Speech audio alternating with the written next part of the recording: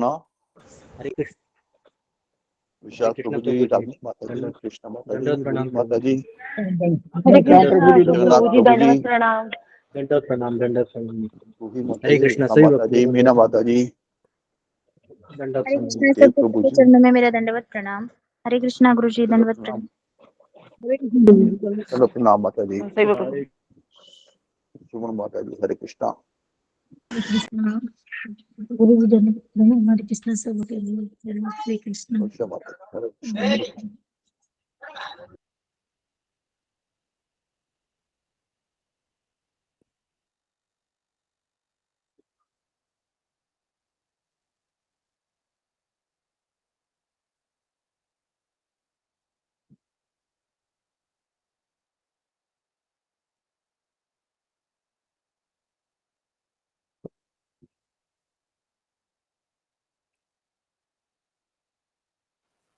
हरे कृष्णा सभी भक्तों को पंचम प्रणाम। हरे कृष्ण।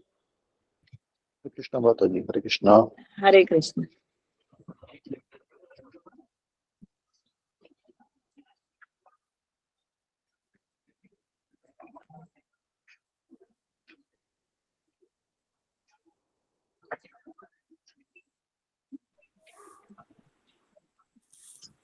हरे कृष्णा सभी भक्तों को दंडवत प्रणाम। हरे कृष्णा प्रभु जी, आपका चरण में कोटि कोटि प्रणाम।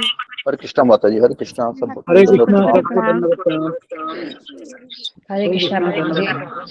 हरे कृष्णा सभी प्रभु हरे जी को। कृष्णा। हरे कृष्णा सभी। हरे कृष्ण, सभी भक्तों को दंडवत। हरे कृष्णा। हरे कृष्णा प्रभु जी, दंडवत प्रणाम। हरे कृष्णा माता जी, दंडवत प्रणाम माता जी। आपके चरणों में दंडवत। हरे कृष्ण। हरे कृष्णा सबके रंजना चरणों माता जी। हरे कृष्ण। हरे कृष्णा। रजना माता जी, आप ही बोलिए, आप बहुत अच्छा बोलती हैं नरसिंह आरती। नरसिंह आरती करते प्रभु जी। थैंक यू प्रभु जी, धन्यवाद। नमस्ते नरसिंहाय, नमस्ते नरसिंहाय, प्रह्लाद लादायिने, हिरण्यकशिपुर्वच,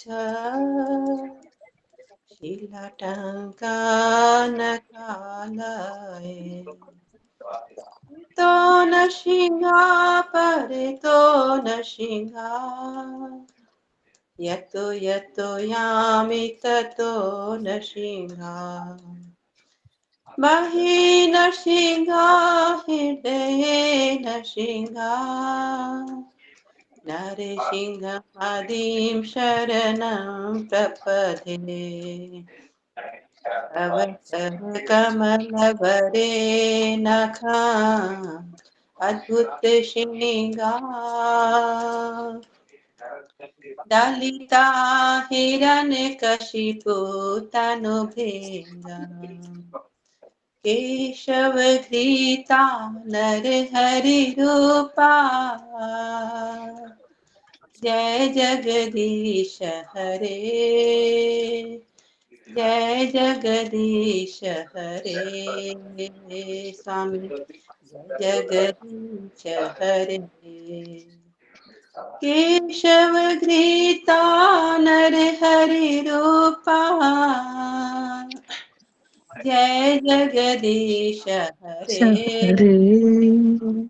जय जगदीश हरे, स्वामी जय जगदीश हरे, जय हो नरसिंहदेव, जय नरसिंहदेव, नरसिंहदेव जय हो नरसिंहदेव, जय हो प्रहलाद महाराज, प्रहलाद महाराज, प्रहलाद महाराज जय हो प्रहलाद महाराज, जय जय प्रभुपाद, प्रभुपाद, प्रभुपाद जय जय प्रभुपाद, जय जय गुरुदेव, गुरुदेव, गुरुदेव जय जय गुरुदेव, नित्य गौर हरि बोल, हरि बोल, हरि बोल, नित्य गौर हरि हरि बोल। भक्ति विद्वना नरसिंह भगवान की जय। भक्ति बोले जय जय बहुत सुंदर माता जी, बहुत बहुत सुंदर सुंदर। माता जी। हरि बोल। हरे जय। कृष्णा सभी भक्तों को दंडवत प्रणाम। हरि बोल माता जी माता बहुत सुंदर हरि बोल माता माता जी। कृपा है आप लोग की कृपा कृष्णा आशीर्वाद सभी है। भक्तों को दंडवत प्रणाम। अंजलि माता जी, हरे कृष्णा। अंजलि माता जी, हरे जी कृष्णा। हरे कृष्ण। जी जी हरे कृष्णा प्रभु जी। दंडवत प्रणाम। आप 10 नाम अपराध बोलिए। जी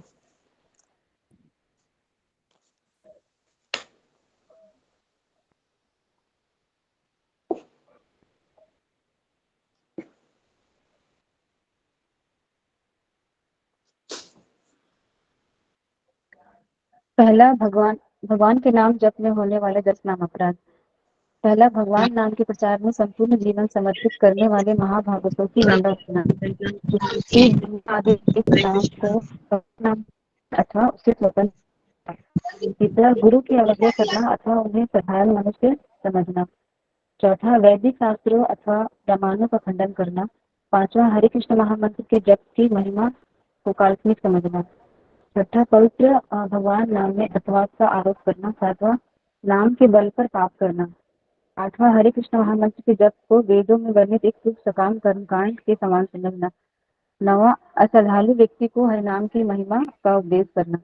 दसवां, भगवान नाम के जप में पूर्ण विश्वास न होना और इसकी इतनी अगाध महिमा श्रवण करने पर भी भौतिक आसक्ति बनाए रखना। भगवान का जप करते समय पूर्ण रूप से सावधान न रहना भी अपराध है।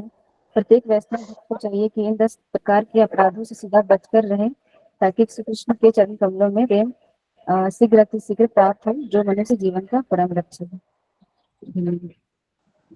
बहुत सुंदर माता जी, धन्यवाद। हरि बोल माता। हरि बोल। हरे कृष्ण।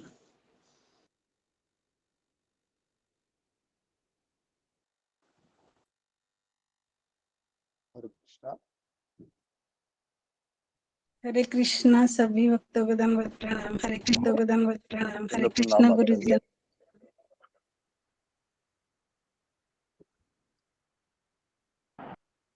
सभी भक्तों के चरणों में दंडवत प्रणाम। हरे कृष्णा प्रभु जी और माता जी। दंडवत प्रणाम माता जी। हरे कृष्णा ज्योति माता जी। दंडवत प्रणाम। हरे कृष्णा। हरे कृष्णा। हरे कृष्ण सभी भक्तों के चरणों में दंडवत दंडवत प्रणाम। प्रणाम हरे माता जी। कृष्णा गुरुदेव दंडवत मैं उम्मीद प्रणाम। करता हूँ सभी भक्तों को दंडवत प्रणाम। कि सभी भक्तों ने हरे कृष्णा गुरु जी। दंडवत प्रणाम। इसे नोट किया होगा कि आज आपने अपनी जन्माष्टमी सेवा भेजनी है गुरु जी को, और जो भक्त 500 रुपये या उससे अधिक भेजेगा उसे वहां से सीधा प्रसाद भी मिलेगा, श्री भगवान जी का आशीर्वाद मिलेगा। कृपया आज ही भेजिए, आप अपने अपना सेवा भेजिए। बाकी जो आप कलेक्ट करेंगे वो आप बाद में भेजते रहिएगा हफ्ते के हफ्ते। पर अपनी जो सेवा आपने निश्चित की हुई है अपने मन में कि मैंने इतनी सेवा करनी है, तो कृपया भेज दीजिएगा वहां पर आज। धन्यवाद। हरे कृष्णा। हरे कृष्णा प्रभु जी। प्रभु जी हरे कब तक भेज सकते हैं? जी माता जी। जी कब तक भेज सकते हैं? 1-2 दिन मतलब कि ये बता दीजिए। हाँ हाँ, कोई बात नहीं, हफ्ता ले लीजिएगा आप, पर जल्दी कोशिश कीजिएगा भेजने की। जी दंडवत प्रणाम प्रभु जी। हरे जी कृष्ण गुरु नमस्ते जी प्रणाम आपके चरणों भेजिए। में दंडवत प्रणाम। हरे कृष्णा गुरु जी। दंडवत हरे कृष्णा सभी भक्तों को दंडवत प्रणाम। दंडवत प्रणाम गुरु जी। हरे कृष्णा गुरु जी, हरे दंडवत प्रणाम। कृष्ण गुरु जी। हरे दंडवत कृष्ण गुरु जी प्रणाम। दंडवत प्रणाम। हरे कृष्णा हरे गुरुदेव। कृष्ण नमस्कार। हरे कृष्णा गुरु जी दंडवत हरे प्रणाम। कृष्ण हरे गुरुदेव, दंडवत कृष्ण प्रणाम। हरे कृष्णा गुरु जी प्रणाम। आपके चरणों में प्रणाम करते कोटि कोटि हरे कृष्ण गुरु जी दंडवत प्रणाम। सभी भक्तों को दंडवत प्रणाम। हरे कृष्ण सभी भक्तों को दंडवत प्रणाम। हरे कृष्ण हरे कृष्णा धन्यवाद गुरु जी। को भी हरे धन्यवाद। कृष्ण गुरु जी दंडवत प्रणाम।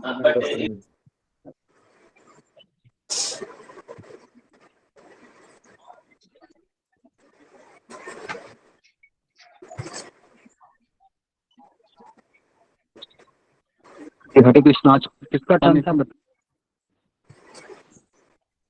मेरा अंजलि गुरु सिंह जी। माता जी गुरु जी। जी शुरू कीजिए। हरे कृष्णा गुरु जी, धन्यवाद। दंडवत प्रणाम गुरुजी, सभी भक्तों को दंडवत प्रणाम। दंडवत प्रणाम गुरुजी, दंडवत प्रणाम सही भक्तों को।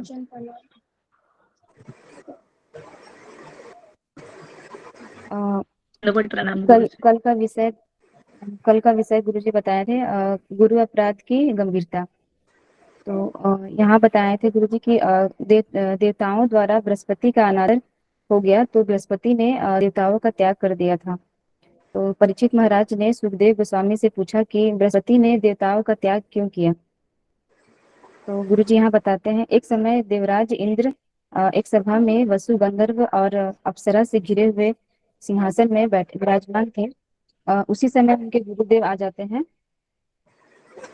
तो यहाँ पे उसी समय गुरुजी यहाँ पे उनके गुरुदेव आ जाते हैं। और उनके गुरुदेव के आने के बाद इंद्रदेव ने उन्हें ना तो सम्मान किया था, ना उन्होंने आसन दिया था आदर पूर्वक, और उन्होंने उनका अनदेखा कर दिया था। तो यह देखकर बृहस्पति जी को बहुत ही मतलब बुरा लगा, और वहां से वो जो है बिना किसी को बोले वो जो है वहां से चुपचाप चले जाते हैं, सब कुछ देखते हुए। तो यहाँ पे गुरुजी सवाल पूछते हैं कि अगर हम लोगों का सवाल पूछते हैं कि अगर गुरु आते हैं तो हमें क्या करना चाहिए। तो हमें उन्हें सम्मान देना चाहिए और उनको एक उचित आदर पूर्वक जो है आसन देना चाहिए बैठने के लिए उन्हें, और उनका स्वागत करना चाहिए। परंतु जो है इंद्र ने ऐसा कुछ नहीं किया था। उन्हें जो है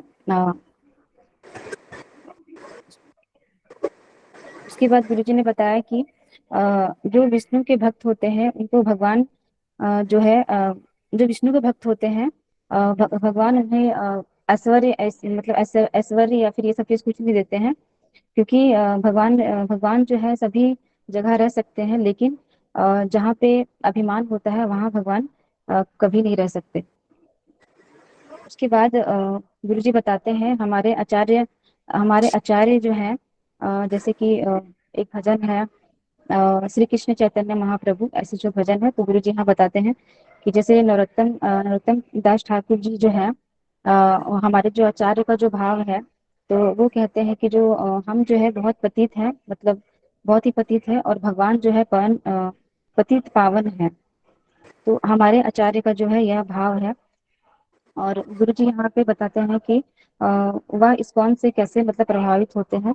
तो वह जो है सभी आचार्यों का भाव जो देखते हैं कि वो अपने आप को तुच्छ समझते हैं, जबकि उनके पास किसी चीज की कमी नहीं होती है, ऐश्वर्य जमीन जायदाद या जो भी है, तो उनके पास कोई चीज की कमी नहीं होती है,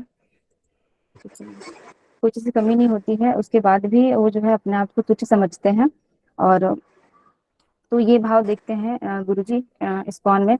और जो है विनम्रता होती है भक्तों में। तो इस तरह से जो है गुरुजी जो है प्रभावित हुए, और जो है इस्कॉन के द्वारा प्रभावित हुए।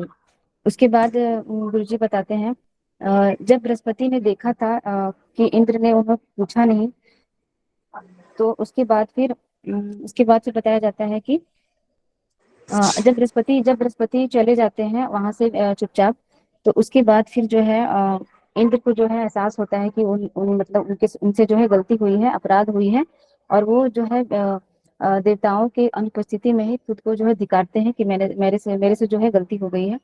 उसके बाद उन्होंने देखा कि उसके बाद फिर वो ब्रह्मा जी के मतलब सभी देवता जो है ब्रह्मा जी के पास चले जाते हैं, और उनसे मतलब बोलते हैं कि मेरी जो है मदद कीजिए, अब मैं क्या करूं, मतलब गुरु जो है हमें मिल नहीं रहे हैं इस प्रकार से। तो दिखाने लगे। हाँ, तो वो गुरु को ढूंढने चले जाते हैं। और उसके बाद ब्रह्मा जी जो है उन्हें कहते हैं। हाँ, उसके बाद फिर गुरु जी यहाँ पूछते हैं कि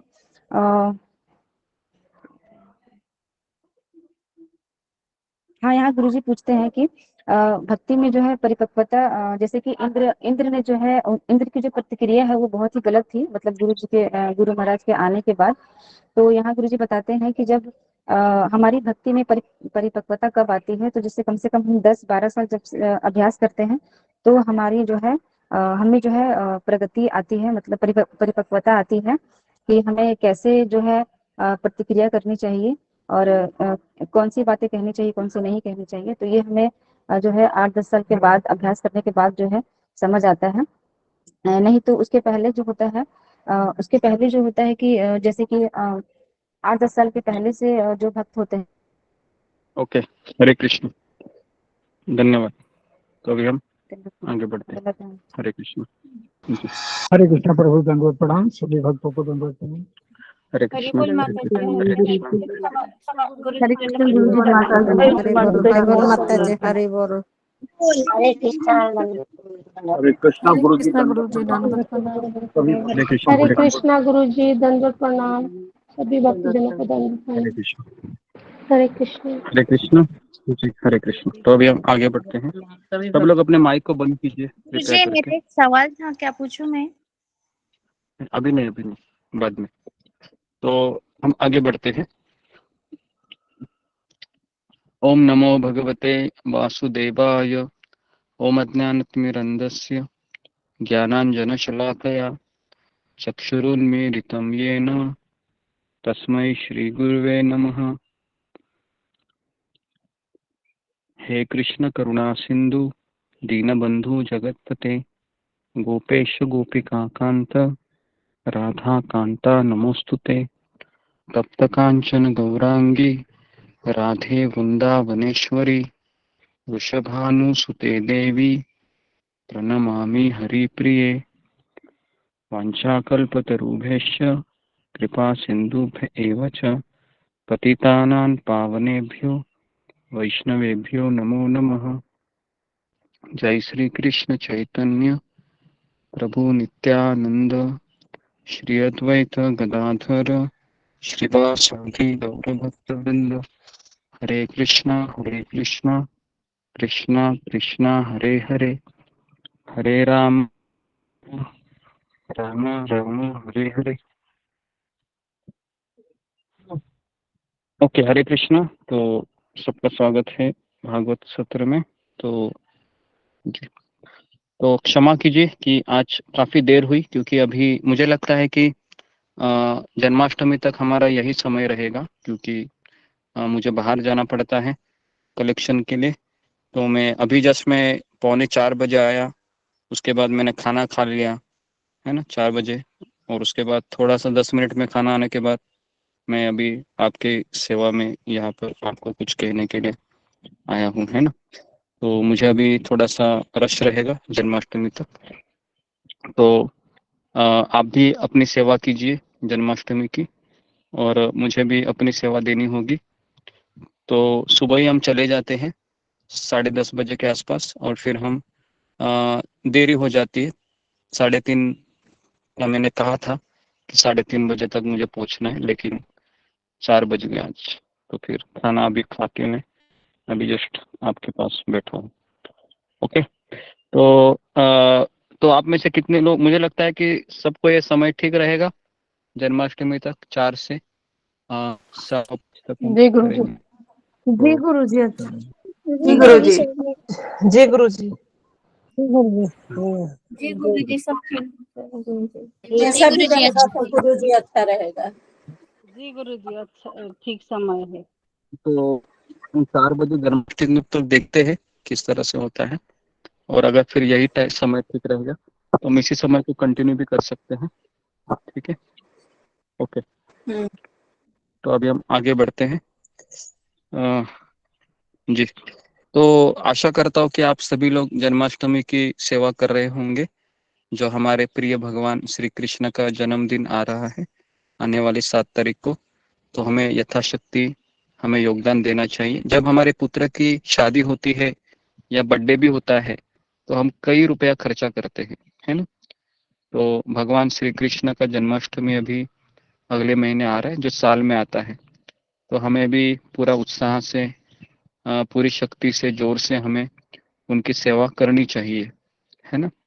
और यहाँ पर जैसे कि जो भक्त अभिषेक का वर्गनी देता है उन्हीं को यहाँ पर महाप्रसाद देते हैं, लेकिन मैंने यहाँ पर रिक्वेस्ट की है कि हमारे जो जितने भी भक्त हैं वह सब बाहर के हैं, महाराष्ट्र के, मैक्सिमम, तो आप उनको कुछ प्रसाद के लिए थोड़ा बहुत कुछ दीजिए ताकि वो कंट्रीब्यूट कर सके। तो उन्होंने फिर मुझे कहा कि ठीक है, हम जन्माष्टमी होने के बाद आपका जितना भी डोनेशन रहेगा, है ना, उनके हिसाब से हम आपको प्रसाद दे देंगे, है ना। तो अभी तक 25,000 रुपए तक कलेक्शन जमा हो गया है 3 से 4 दिनों में, आप सारे भक्तों ने। उसमें से अधिकांश भक्तों ने ही अपना वैयक्तिक अमाउंट दिया है ना। तो लेकिन मैं चाहता हूँ कि आप कंट्रीब्यूट करें, क्योंकि हर एक व्यक्ति का पैसा लगना चाहिए ताकि उसकी सुकृति जमा हो, चाहे 100 रुपया हो, 200 रुपया हो, है ना, जो भी है। और आपको व्यक्तिगत रूप से अगर आपको भगवान से प्रेम है तो आपको देना चाहिए, और अगर आपका प्रेम नहीं है तो पता चलेगा वो, ठीक है ना। ओके ओके, तो हम आगे बढ़ते हैं। छठे स्कंद से हम पढ़ रहे थे। कल हमने चर्चा की थी कि गुरु अपराध का फल बहुत ही कड़वा होता है, जिससे हमारी संपूर्ण शक्ति का विनाश होता है, चाहे वो देवता हो, है ना। और असुर लोग हम देखते हैं कि वह भी अपने गुरु को फॉलो करते थे। तो इस संसार में कलयुग के बारे में अगर हम कहें तो कलयुग के लोग असुर से भी एक स्टेप आगे है या नीचे है? तो कलयुग के लोग एक स्टेप आगे, आगे नहीं है, नीचे है ना, वो थोड़ी ना फॉलो करते हैं, नीचे है वो, क्योंकि गुरु को, असुर लोग भी गुरु को फॉलो करते थे। हाँ, आपको पता होगा कंस मामा है ना, वो भी अपने असुर मित्रों से राय लेता था कि अभी किसको भेजना चाहिए, पुतना को भेजू, अगासुर को भेजू, ऐसे। हाँ, तो आजकल के असुर तो राय भी नहीं लेते हैं, बस अपने ही मन को वो गुरु स्वीकार किए हैं और अपने ही मन से चलते हैं, है ना। तो ओके, तो कल हम एक स्पेशल टॉपिक पे चर्चा करेंगे, है ना। कल हमारा स्वतंत्र दिन है ना। आप सब लोग तैयारी कर रहे होंगे, पता नहीं। तो स्वतंत्र दिन है, तो उसके ऊपर हम कुछ आपको कल बताएंगे, स्वतंत्रता दिन के ऊपर किस तरह से हमारा भारत स्वतंत्र हुआ है, क्या इसके ऊपर, ठीक है। तो अभी हम आगे बढ़ते हैं वृत्रासुर की कहानी से। आप सबको पता होगा कि इंद्र का और वृत्रासुर का घमासान युद्ध हुआ, और वृत्रासुर है ये भगवान से प्रार्थना कर रहा था कि हे प्रभु, वह दिन कब आएगा जब मैं आपके चरण कमलों का आश्रय लेने वाले आपके शुद्ध भक्तों के सेवकों की इच्छा करूंगा। मेरी यही इच्छा है कि मेरा मन सदैव आपकी कथाओं में लगा रहे, मेरा शरीर नित्य आपकी सेवा में रत रहे। मुझे ध्रुवलोक, स्वर्गलोक तथा ब्रह्मलोक का सुख नहीं चाहिए, मुझे केवल आपकी सेवा में रत रहना है।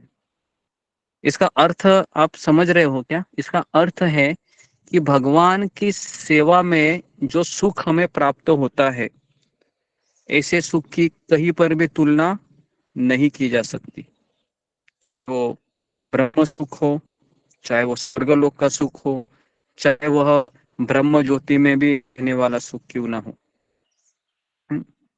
तो कई लोग ब्रह्म ज्योति में रहने की इसलिए इच्छा करते हैं क्योंकि ब्रह्म ज्योति में कोई जन्म नहीं है, मृत्यु नहीं है, बुढ़ापा नहीं है, बीमारी नहीं है ना।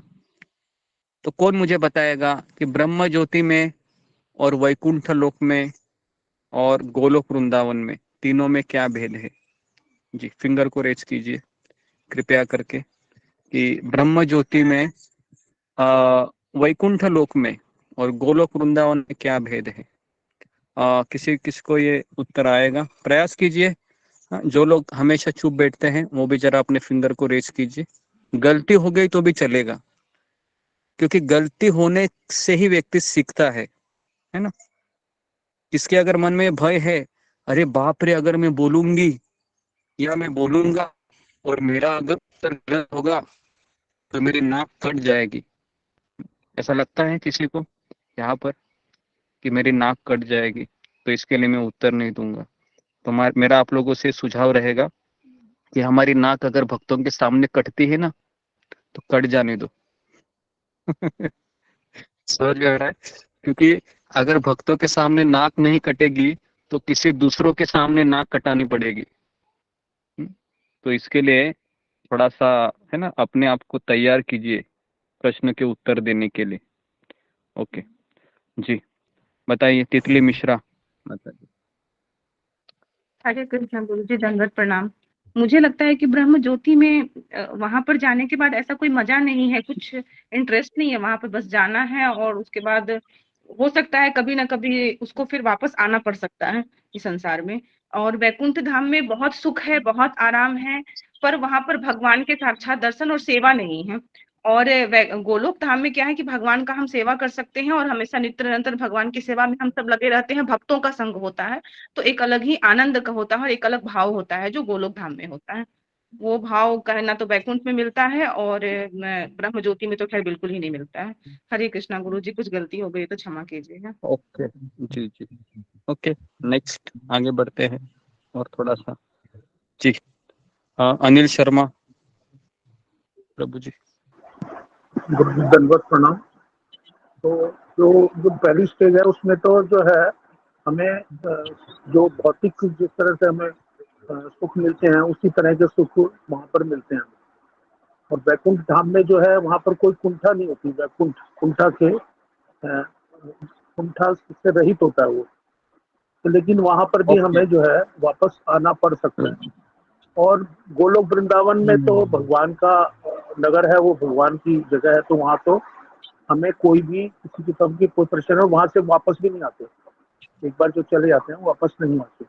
ओके जी, तो देखिए आप दोनों ने भी जो जवाब दिया काफी हद तक थोड़ा सा आप क्लियरिटी होना चाहिए।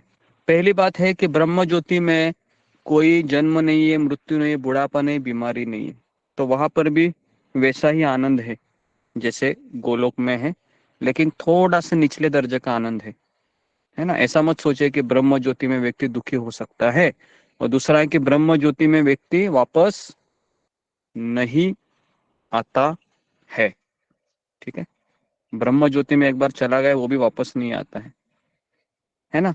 लेकिन ब्रह्म ज्योति में और वैकुंठ लोक में क्या फर्क है, जैसे तितली माता जी ने अंतिम समय में कुछ बताया था कि वहां पर सेवा नहीं है।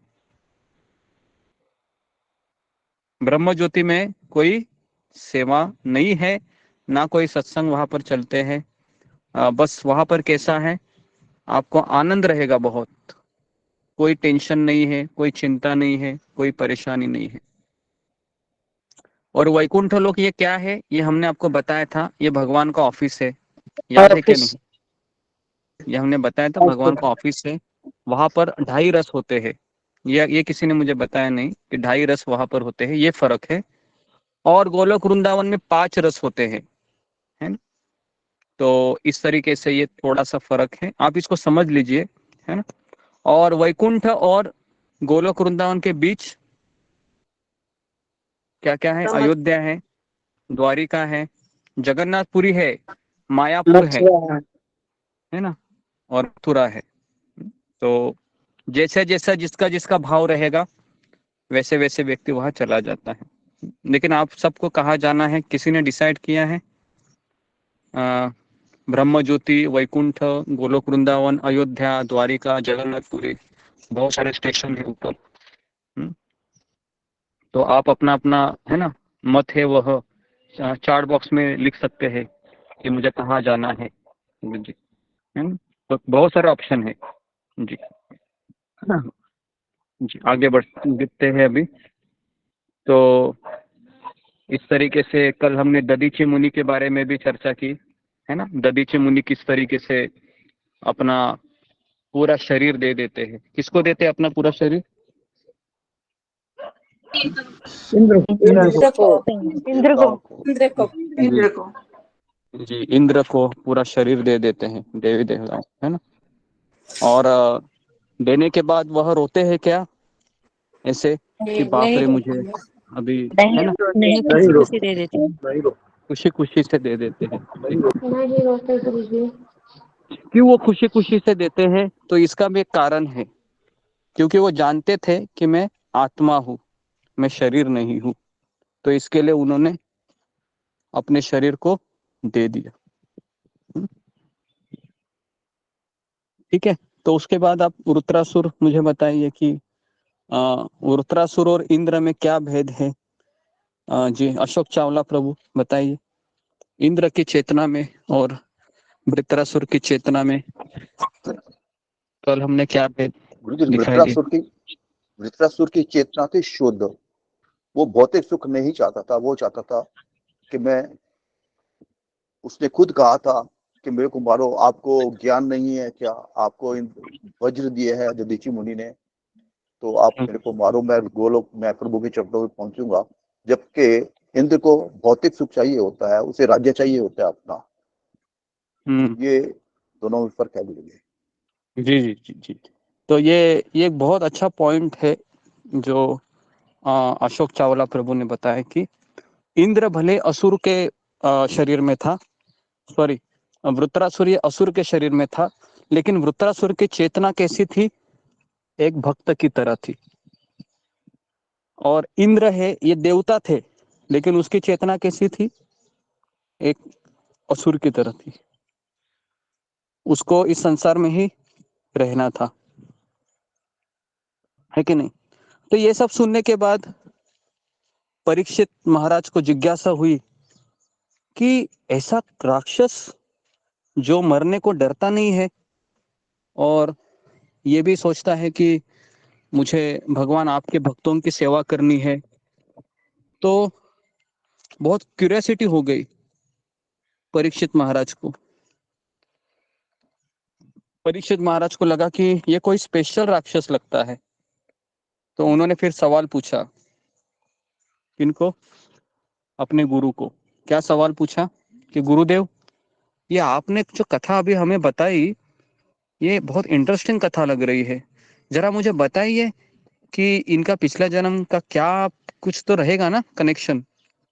फिर हमने आपको कल शाम को कुछ बताया था, है ना, कि आप सभी लोगों ने पिछले जन्म में कुछ तो सुकृति किया होगा इकट्ठा, बराबर ना, ताकि आप भक्तों के संगति में रोज आ रहे हैं।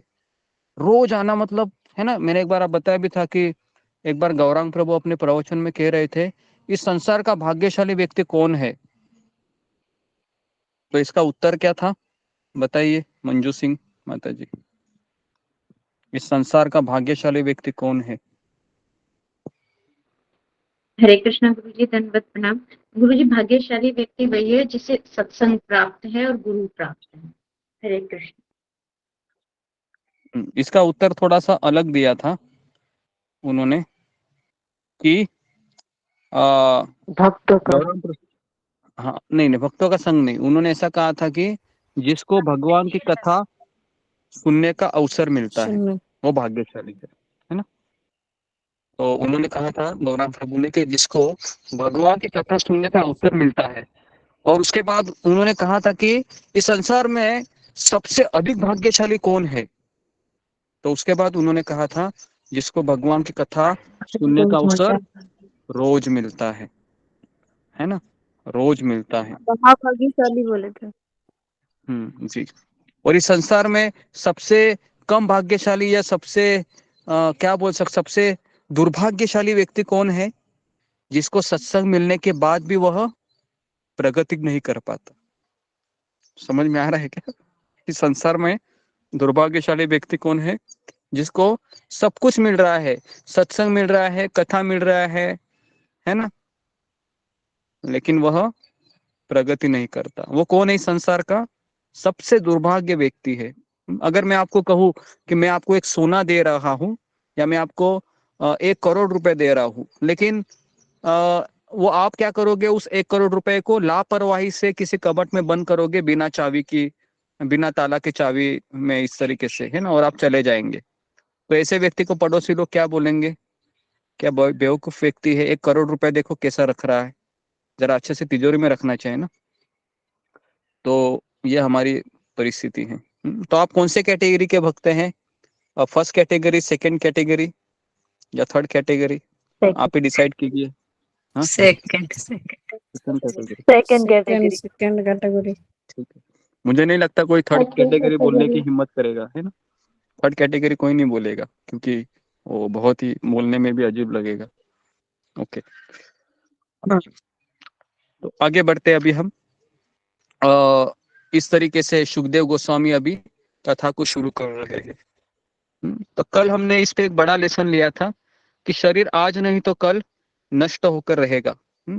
बराबर है। जिन लोगों ने 60+ किया है ना, अगर वो अपने शादी का एल्बम निकालेंगे और सारे भक्तों को दिखाएंगे कि ये देखो मेरी शादी का एल्बम कैसा है, तो कितना डिफरेंस दिखाई देगा, है ना। कम से कम उनका तभी आयु भी बहुत छोटा होगा, जवान होंगे वो, उनके बाल भी सब काले रहेंगे, है ना, उन्होंने अपने आप को बहुत सजाया होगा। और आज अगर वो देखेंगे 60+ तो उनको दिखेगा कि मेरा काफी उम्र है वह बीत गया अभी। तो इसीलिए शरीर है वो, साइंटिस्ट कहते हैं कि 7 साल में हमारे शरीर के पेशियां अंदर की बदल जाती है। तो 7 सालों में हमारा शरीर नया रहता है, मतलब बदलते रहता है 7 साल में। तो ये साइंटिस्ट लोगों का कहना है। तो इसलिए है ना, क्योंकि हमारे अंदर की पेशियां बदलती रहती है। तो 7 साल में आप देखोगे आपका 7 साल पहले का चेहरा और अभी का चेहरा थोड़ा आपको डिफरेंस दिखाई देगा, है ना?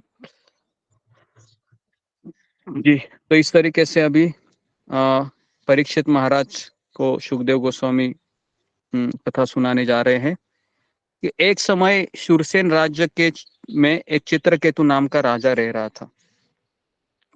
उनके प्रशासन में धरती फल फूल रही थी। चित्रकेतु में समस्त गुणों से युक्त था, जैसे उसका शरीर सुंदर था, उदार चित्त था, उच्च कुल का था, शिक्षा थी, अतुल ऐश्वर्य था। लेकिन फिर भी वे असंतुष्ट थे क्योंकि उनको संतान नहीं थी। संतान नहीं थी। उनकी कितनी पत्नियां थी? तो उन्होंने 1 भगवान करोड़। श्री कृष्ण का रिकॉर्ड भी तोड़ दिया इस चीज में, है ना। भगवान कृष्ण का रिकॉर्ड क्या था? हाँ जी, 1 करोड़ पत्नियां थी। और भगवान कृष्ण की कितनी पत्नियां थी? 16,000। 16,108 जी जी, है ना। 16,108 जी, तो इन्होंने 1 करोड़ पत्नियां की थी। किन्होंने? चित्रकेतु राजा ने। लेकिन एक भी पुत्र नहीं हुआ। तो एक दिन अंगिरा ऋषि चित्रकेतु के महल में आ गए। राजा ने सिंहासन से उठकर उनका स्वागत किया और अंगिरा मुनि ने पूछा, राजन सब कुशल तो हो ना? मुझे तुम्हारे चित्त में कुछ उदासीनता दिखाई दे रही है, तुम्हारा चेहरा मुरझाया हुआ है, तुम्हारी चिंताएं तुम्हारे चेहरे पे स्पष्ट दिखाई दे रही है।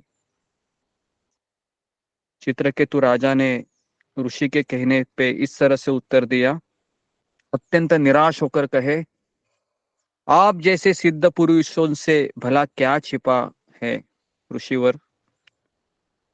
तथापि मैं अपनी चिंता का कारण आपको बताता हूं। पुत्रहीन होने के कारण यह ऐश्वर्य मुझे कोई सुख नहीं देता। कृपया पुत्र प्राप्ति के लिए मेरी सहायता करें, जिससे वह मेरे तथा मेरे पूर्वजों को नरक जाने से बचा सके। क्यों ऐसा कहते हैं वो? क्योंकि पुत्र की व्याख्या पता है क्या है? लिखिए, पुत्र शब्द की व्याख्या है जो पू नामक नरक में अपने पिता को जाने से बचाता है, उसको कहते हैं पुत्र। जो पू नामक नरक में अपने पिता को जाने से रोकता है या उसको बचाता है, उसको कहते हैं पुत्र। तो इसके लिए पिंडदान करने के लिए उनको पुत्र चाहिए होता है ना। तो अंगिरा मुनि ने सुना सब, और अंगिरा मुनि ने एक यज्ञ किया। चित्रकेतु की पटरानी कृत्यद्युति को यज्ञ फल दे दिया और उन्होंने चित्रकेतु से कहा कि शीघ्र ही आपको एक पुत्र प्राप्त होगा। बहुत खुश हुए। फिर अंगिरा मुनि इतने खुश हुए कि अंगिरा मुनि ने, चित्रकेतु राजा इतने खुश हुए कि उन्होंने ऋषि को कहा कि आपने मेरी बरसों से जो मेरी इच्छा थी वो पूरी की, आपका कोटि कोटि धन्यवाद ऋषिवर।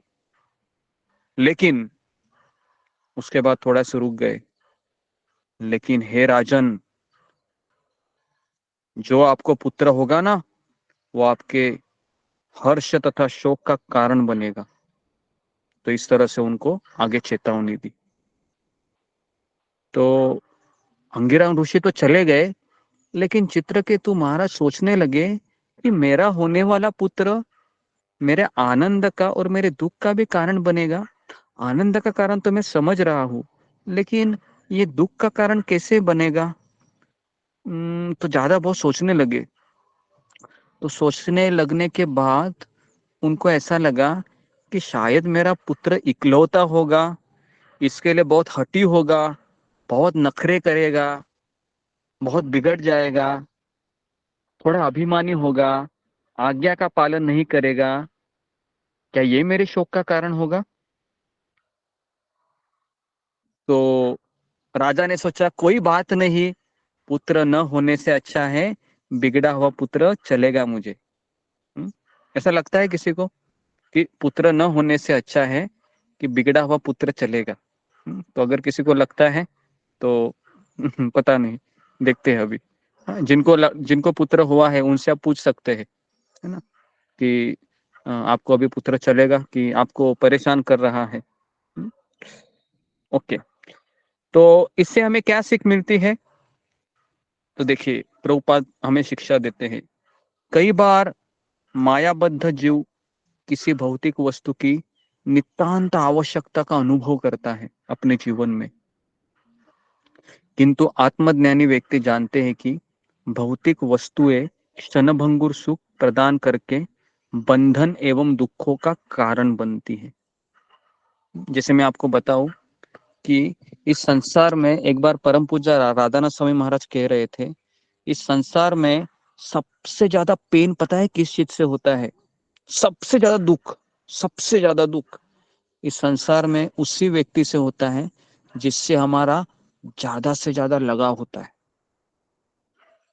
मैं वापस बता रहा हूं, ध्यान पूर्वक सुनिए। इस संसार में सबसे ज्यादा पीड़ा हृदय को, मन को वही व्यक्ति देता है जिसका हमारा सबसे ज्यादा आसक्ति रहता है। अभी आप बोलोगे क्यों? क्योंकि संसार भगवान ने बनाया ही ऐसा है, इस समय के प्रभाव से वह चीज हमसे कोई लेके जाने वाला है, अभी नहीं तो फिर कभी। हाँ, कितने लोग इसको अग्री करते हैं, या कितने लोगों ने ये जीवन में अनुभव किया है? फिंगर को रेज कीजिए जी। हाँ, ओके, कम से कम 39 लोग हैं, 40 लोग है ना, कि अचानक आपने किसी से प्रेम किया होगा। चाहे वह, हर एक का पास्ट रहता है। अभी हमारा ही परिवार है तो मैं थोड़ा सा खुलकर बोलता हूँ कि कभी कभी शादी होने के पहले भी किसी का प्रेम रहा होगा, या फिर शादी होने के बाद किसी ने प्रेम किया होगा, और उसके बाद फिर आपने अपने प्रेम का डायरेक्शन भी बदल दिया होगा, है ना। और उसके बाद जब वह व्यक्ति आपसे दूर चला जाता है, या फिर अचानक आपसे छीन लिया जाता है, तो इतना दर्द होता है ना। छीन लेना मतलब चला जाना, क्या मतलब परमानेंटली। तो अभी हम देखेंगे कि किस तरह से वो दुख का कारण बनती है। तो कुछ समय के बाद कृतद्युति ने एक पुत्र को जन्म दिया। कृतद्युति कौन थी? उसकी रानी थी, है ना, उसकी जो 1 करोड़ में से, चित्रकेतु। हाँ, चित्रकेतु राजा की पत्नी थी कृतद्युति, जो उसने एक पुत्र को जन्म दिया। और पूरे राज्य में एक आनंद की लहर दौड़ पड़ी, सारी प्रजा उत्सव मनाने लगी।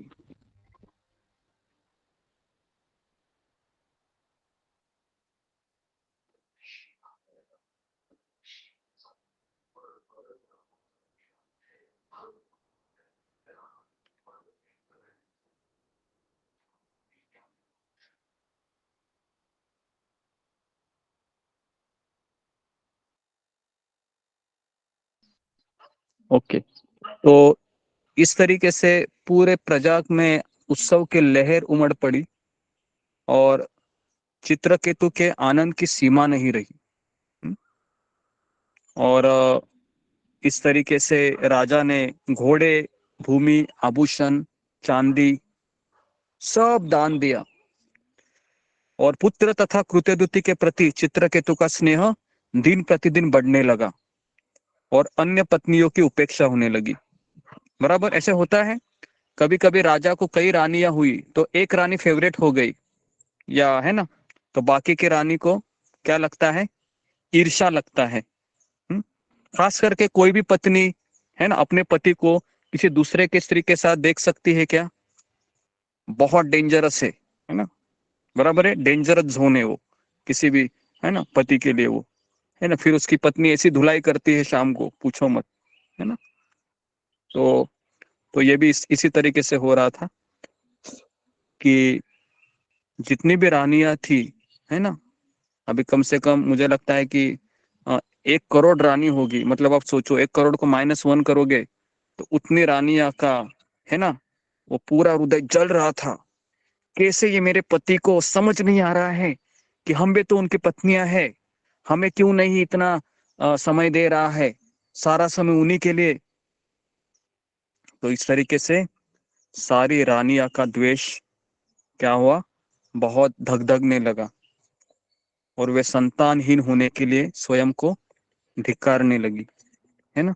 क्योंकि उन्होंने फिर सोचा कि हमारी कोई संतान नहीं है ना, इसलिए हमारे साथ ये सब हो रहा है। तो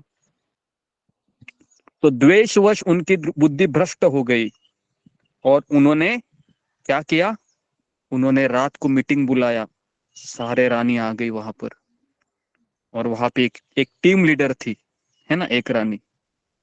उसने कहा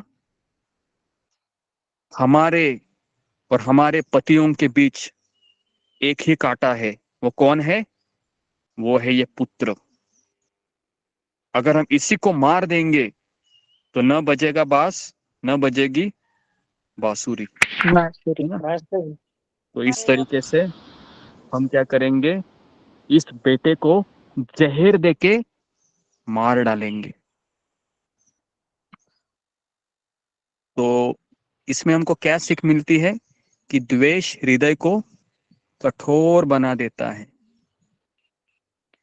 और इससे व्यक्ति की समस्त बुद्धि नष्ट हो जाती है और वह विनाश कार्य कर बैठता है। इसलिए ईर्ष्या ये बहुत भयंकर रोग है।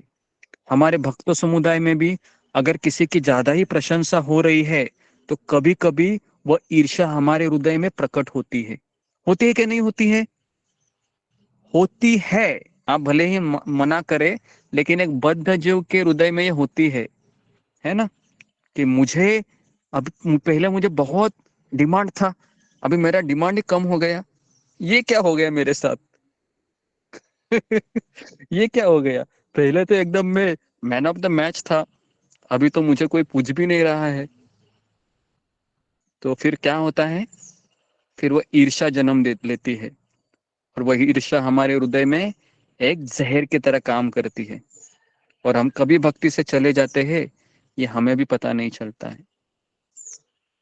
तो इसलिए हमें जब किसी व्यक्ति की सराहना होती है भक्त समुदाय में, तो हमें क्या करना चाहिए, हमें खुश होना चाहिए, है ना, हमें आनंदी होना चाहिए। ओके। तो पुत्र की मृत्यु का समाचार सुनकर चित्रकेतु महाराज के पास जब चले गए सैनिक, तो डर डर के बताने की हिम्मत नहीं हो रही थी। चित्रकेतु राजा ने कहा कि क्या हो गया? तो सैनिक जोर जोर से रोने लगा। तो कहा कि महाराज, आपका पुत्र आंखें नहीं खोल रहा है। जैसे ही चित्रकेतु ने सुना, वो दौड़कर चले गए पुत्र के पास और वो शोक से अंधे हो गए। वो बहुत रोने लगे राजा। वे लड़खड़ाते हुए अपने मृत बालक के पास आए और बेहोश होकर गिर पड़े। और उसके बाद रानी को भी मैसेज भेजा कि रानी, आपका बेटा है, उठ ही नहीं रहा है, सुबह हो गई, अभी 10-12 बजने को आए। तो कृत्यदेती उसके पास चली गई, तो देखा तो अपने बेटे की आंखें है वो ऊपर गई हुई थी और उसमें ना जीवित होने के कोई लक्षण थे। तो कृत्यदेती उच्च स्वर में रोने लगी, बेटा उठो जरा, देखो तुम्हारे मित्र तुमको बुला रहे हैं खेलने के लिए, तुम क्या कर रहे हो, उठो। तो इस तरीके से वो विधाता को कोसने लगी, हे विधाता, तुम्हें हमारा सुख देखा नहीं गया, इतने सालों के बाद हमें पुत्र हुआ था और तुम कैसे हो विधाता कि तुमने पिता के जीवन काल में ही उसके पुत्र को मार दिया। धिक्कार है तुम्हारे इस सृष्टि के ऊपर, तुमने ही स्नेह के बंधन बनाए और तुम ही काट देता है। पता है ये होता है, ये लोगों के साथ होता है, जब उनको है ना बहुत उनको प्रिय चीज अगर उनसे छीन ली जाती है ना, तो व्यक्ति ऐसे ही किसको कोसता है, वो विधाता को कोसता है, वो बहुत कोसता है। मैंने स्वयं देखा है, आंखों से देखा है, कानों से सुना है, बहुत जोर से बोलता है और नास्तिक बन जाता है। वो बोलता है कि भगवान नाम का कोई चीज है नहीं, अगर है तो बहुत कठोर है, और ऐसा लोग उसके ऊपर सिक्का मार देते हैं। भगवान मतलब कौन, पत्थर दिल है वो, उसको हमारा सुख देखा नहीं जाता है। लेकिन अभी यहाँ पर हम देखेंगे किस तरह से रानी की सोच गलत थी और राजा की सोच गलत थी। तो प्रकृति, यहाँ पर हमको क्या सीख मिलती है कि प्रकृति के सूक्ष्म नियमों से अनभिज्ञ है हम, और इस तरह से अनभिज्ञ होने के कारण मायाबद्ध जीवात्मा अपने दुखों के लिए भगवान पर आरोप करके उनकी निंदा करने लगता है। क्यों हो रहा है, क्योंकि वो समझ ही नहीं रहा है कि ये संसार में हमारा शरीर क्या है, अमर है क्या, हमारा शरीर अमर नहीं है। चाहे आप कोई भी कितनी भी खूबसूरत लड़की हो, कितनी भी खूबसूरत लड़का हो, है ना, जैसा एक समय था कि है ना कई हीरो को, बॉलीवुड के हीरो को चॉकलेट हीरो कहते थे, है ना उस समय। अमिताभ बच्चन, राजेश खन्ना, ये उस समय के स्टार थे। लेकिन आज अगर आप उनका चेहरा देखेंगे, है ना, तो कोई स्टार नहीं है। या पहले आप अगर हेमा मालिनी देखेंगे शोले की, है ना फिल्म की, और उसके बाद आप कई अच्छे अच्छे आप अगर हीरोइन देखेंगे उस समय के, है ना, तो आज अगर आप उनको देखेंगे तो आपको देखने की भी इच्छा नहीं होगी। क्यों ऐसा हो रहा है, क्योंकि प्रकृति के सूक्ष्म नियमों से हम अनभिज्ञ है। मेरा शरीर अभी कितना ही अच्छा क्यों ना हो, आईने में मुझे ऐसा लगता है कि इस संसार में अगर कोई खूबसूरत लेडी होगी तो शायद मैं होगी, है ना। मेरा पति तो अंधा है लेकिन दुनिया मेरे को बहुत खूबसूरत बोलती है बोल सकते हैं ऐसे, है ना। लेकिन हमें समझना चाहिए कि ये सब माया है ना, ये सब माया है। तो इस तरीके से अभी देखिए कि रानी और राजा विलाप कर रहे हैं, जोर जोर से रो रहे हैं। ऐसा किसने विलाप किया था महाभारत में, बताइए। गांधारी ने विलाप किया। जी जी, बहुत बुद्धिमान है आप, समझ रहे हैं, मेरी भावना को समझ रहे हैं। मैं भी इसी उत्तर की तलाश में।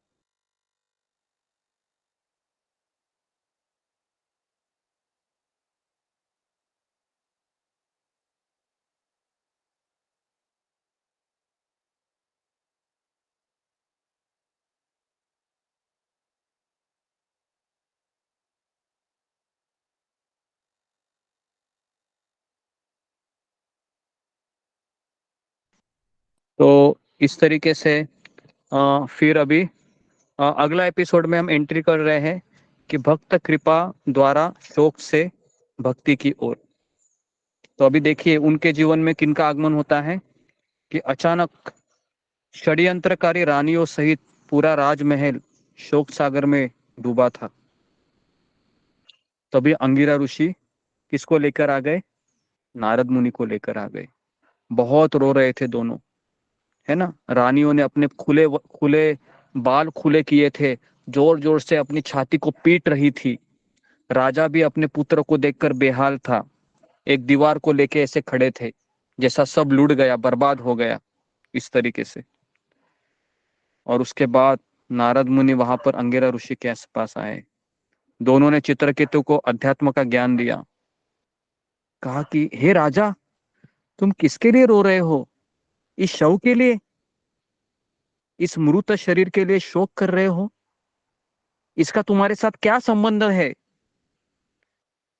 क्या तुम्हारा इसके साथ पहले कुछ संबंध था, जब ये जन्म से पूर्व? क्या यह संबंध अभी भी है? क्या यह संबंध भविष्य में रहेगा? देखिए, इसको ध्यानपूर्वक सुनिए। ये एपिसोड ये हमारे लिए एक लाइफ टर्निंग हो सकता है, क्योंकि हम सब लोग किसी ना किसी व्यक्ति से, किसी ना किसी वस्तु से आसक्त है। तो यहाँ पर जो अभी अंगिरा ऋषि जो उपदेश दे रहे, वो सबसे भागवतम के बहुत अच्छे उपदेश है। तो ये फिर उदाहरण देते हैं, जिस प्रकार समुंदर की लहरें बालू के कणों को एक साथ लाकर उन्हें अलग करती है, उसी प्रकार हे राजन, काल शक्ति के द्वारा लोग एक साथ आते हैं, किसी की पत्नी बनते हैं, किसी का पति बनता है, किसी का बच्चा बनता है, किसी का सास ससुर बनते हैं, और फिर वो हमेशा के लिए अलग हो जाते हैं। वापस मैं इसको दोहराता हूं। जिस प्रकार समुद्र में लहरें बालू के कणों को एक साथ लाकर उन्हें अलग करती है, ठीक उसी प्रकार काल शक्ति द्वारा लोग एक साथ आते हैं और समय के प्रभाव से अलग हो जाते हैं। हुए है क्या नहीं? अगर आपको डाउट लग रहा है तो आपके पिछले 20-25 साल देखिए। अगर आपको डाउट लग रहा है तो आपके पिछले 20 से 25 साल देखेंगे तो मेरे स्वयं के दादाजी अभी नहीं है ना, और मेरे माँ के भी जितने भी है ना रिश्तेदार है ना, वो भी चले गए हैं। तो है ना, जैसे मेरे ससुर है वो भी चले गए, दोस्त कोरोना में चले गए। तो मैं सोच रहा था कि ये सब भागवत में जो लिखा हुआ है सब सत्य है, लेकिन फिर भी मैं इसको अपना क्यों नहीं रहा हूं? तो इसका कारण क्या है? इसका कारण है कि मुझे अभी भी इस पे ऐसा लगता है कि शायद ये मेरे साथ नहीं होगा, मैं तो इधर हमेशा के लिए रहूंगा, ऐसा एक मन में विचार आता है। थोड़ा सा मैं मेडिसिन खा लूंगा या फिर मैं डॉक्टर को फी दे दूंगा और मैं इससे बच जाऊंगा, है ना। देखिए, ऐसा नहीं होता है। तो उसके बाद कहते हैं कि जिस वस्तु के अस्तित्व काल के 3 पहलू होते हैं, भूत, वर्तमान तथा भविष्य, भविष्य में नहीं है उसे नित्य नहीं कहा जा सकता।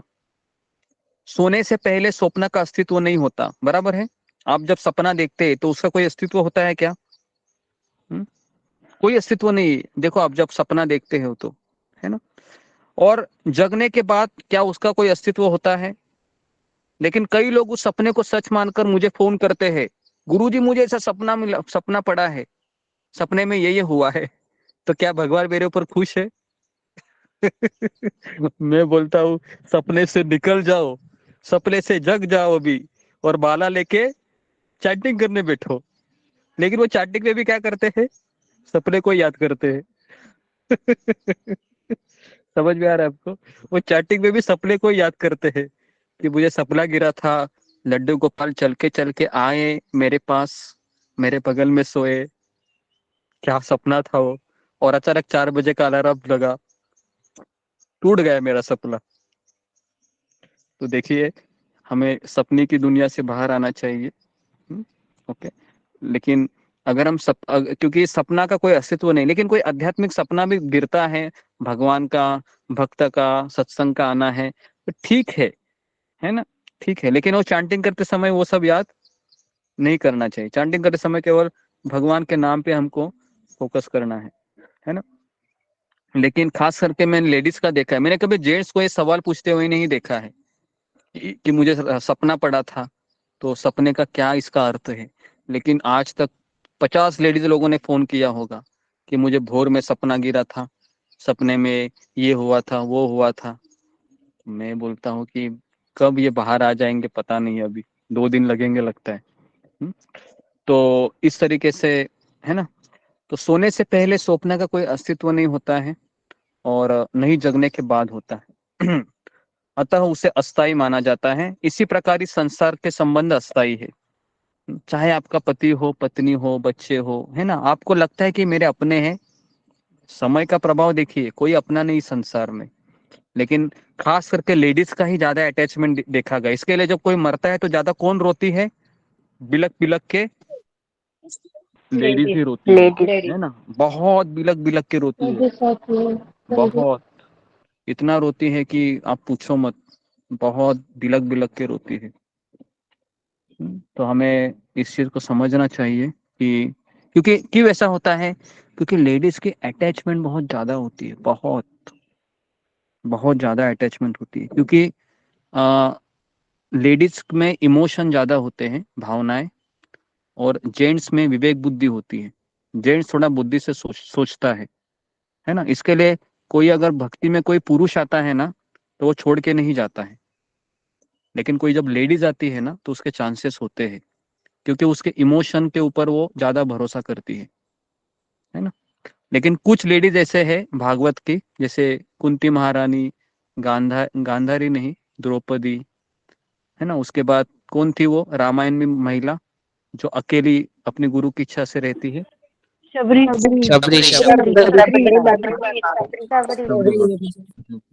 तो ऐसे कुछ लेडीज है, ऐसा भी नहीं है। लेकिन ये लेडीज बहुत स्पेशल थी, है ना, गिने चुने थी। लेकिन अधिकतर लेडीज में ऐसा होता है कि वह इमोशन के बहाव में कुछ चीज़ों को अपनाती है और फिर इमोशन से ही वो छोड़ भी देते हैं। तो इसके लिए बहुत रिस्क होता है इमोशन पे। तो इसके लिए मैं आपको वापस कह रहा हूँ कि आप भक्ति भावना के अधीन होकर मत कीजिए। आप भक्ति ज्ञान है, नॉलेज है और शास्त्र में जो दिया गया है उसके आधार पे कीजिए, है ना। क्योंकि कई बार हमारी भावना गलत होती है या हो सकती है, लेकिन शास्त्र कभी गलत नहीं हो सकते, गुरु की वाणी कभी गलत नहीं हो सकती, ना भक्त का आचरण गलत हो सकता है। ओके।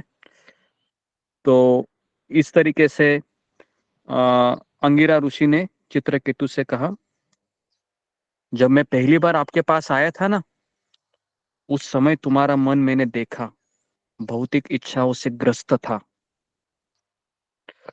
और इसलिए मैंने सोचा था कि मैं तुमको सारा ज्ञान दूं भागवत का, लेकिन मैंने देखा तुम उसके लिए तैयार नहीं हो। तो फिर मैंने क्या कहा, मैंने किया कि चलो इसकी इच्छा पूरी कर देते, लेकिन साथ में मैंने क्या कंडीशन रखा, यही बच्चा तुम्हारे दुख का कारण बनेगा, है ना। तो ये कंडीशन रखा।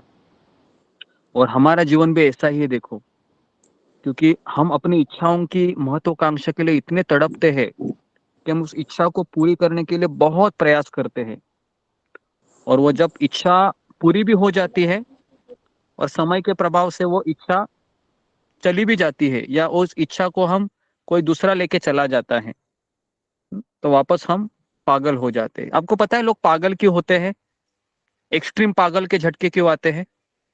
इसका भी एक कारण है कि बहुत तीव्र अटैचमेंट है, तीव्र आसक्ति है ना। इसके लिए मुझे एक बार एक माँ का फोन आया था, ये सच घटना मैं आपको बता रहा हूँ, ध्यानपूर्वक सुनिए, है ना।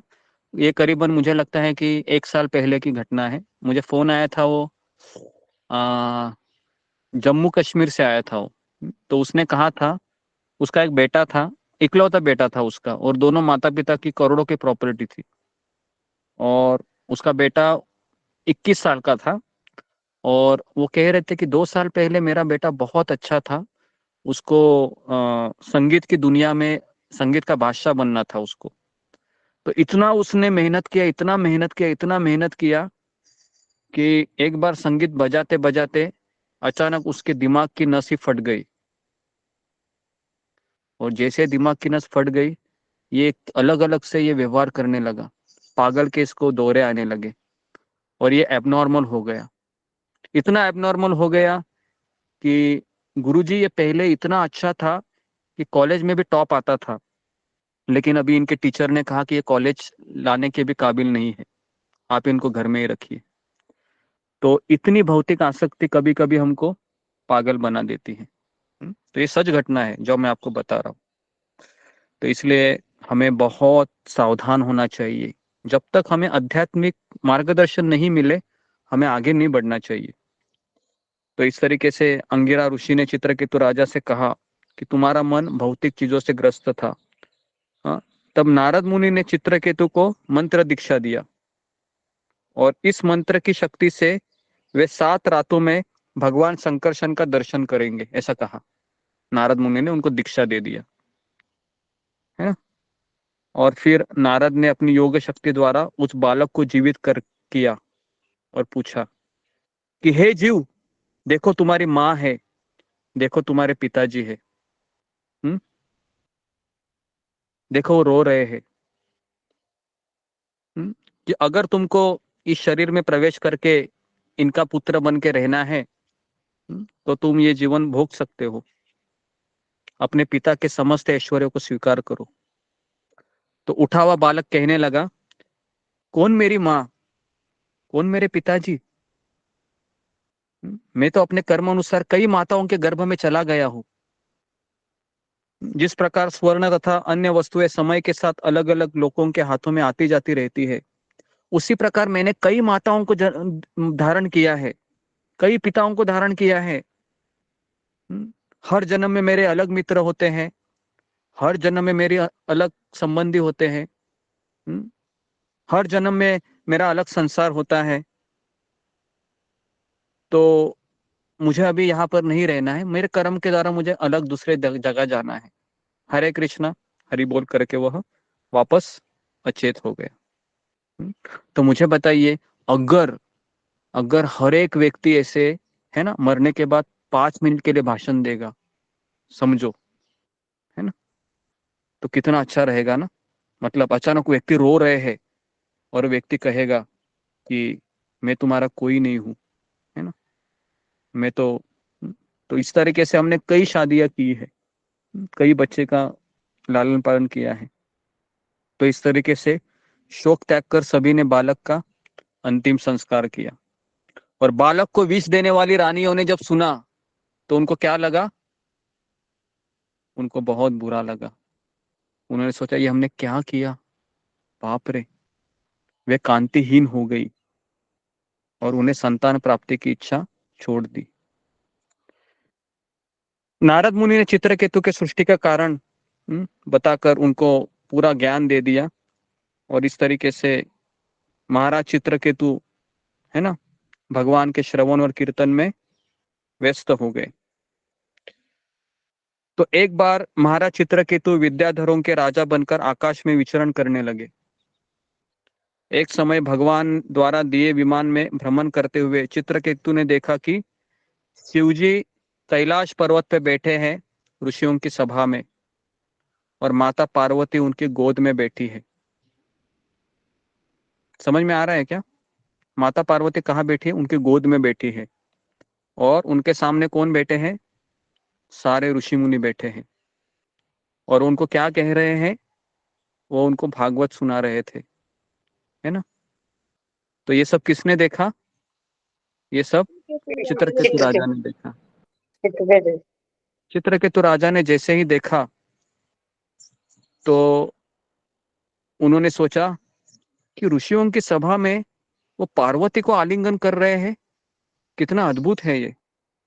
यहाँ तक कि सामान्य लोग भी अपने पत्नियों का आलिंगन एकांत में करते हैं, किंतु ये सबके सामने ऐसा कर रहे हैं।